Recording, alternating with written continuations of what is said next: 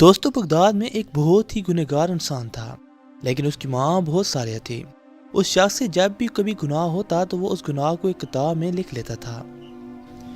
एक रात का जिक्र है जब वो अपने दिन के तमाम गुनाह किताब में लिख रहा था कि दरवाजे पर दस्तक हुई। निकल कर बाहर देखा तो नहायत एक खूबसूरत हसीन और जमील महजबीन लड़की खड़ी थी।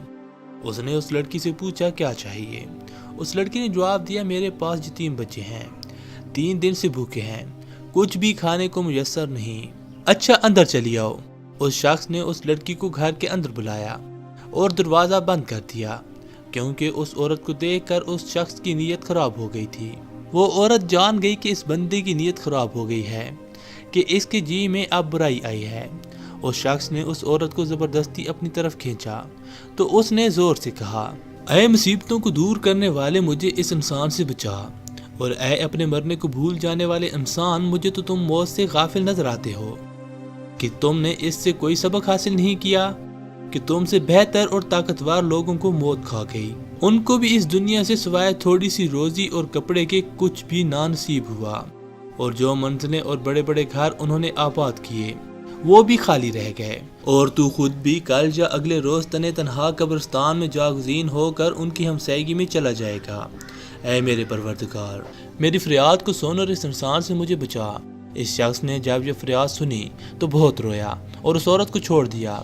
उस शख्स ने उस औरत को खाने की चीज़ें दी और कहा, ये अपने बच्चों को खिलाओ, मैं बहुत गुनहगार इंसान हूँ। अपने बच्चों से कहना कि अल्लाह से मेरे लिए दुआ करें कि मेरे गुनाह मुआफ़ कर दें, और जो गुनाह मैं अपनी किताब में लिखता रहा वो गुनाह मुआफ़ होने के बाद मिट जाएं।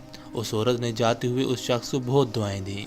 जब वो औरत चली गई तो बंदे ने अपनी किताब में लिखा कि मैंने एक औरत से आज ज़िना करना चाहा। किताब खोलने बैठ गया। जैसे ही उसने पहला सफ़ा खोला तो उस पर कुछ लिखा ही नहीं था। तमाम किताब छान मारी, लेकिन गुनाहों का तमाम रिकॉर्ड किताब से पाक हो चुका था। उस शख्स ने अल्लाह का शुक्र अदा किया और माँ के पास चला गया। माँ को कहा कि उसके गुनाह माफ़ हो गए हैं, क्योंकि मैंने अल्लाह पाक से एक औरत के हाथ पर सुलह कर ली। इसके बाद उसने वुज़ू किया और नमाज पढ़ी और दुआ की, ऐ रहमान, जैसे आपने मेरे गुनाह मिटा दिए, अब मुझे अपने पास बुला लें। ये कहकर सजदा किया। माँ ने जब देखा कि सजदा तवील हो गया तो उसको हरकत दी। देखा कि रूह परवास कर चुकी है और उसका इंतकाल हो चुका है।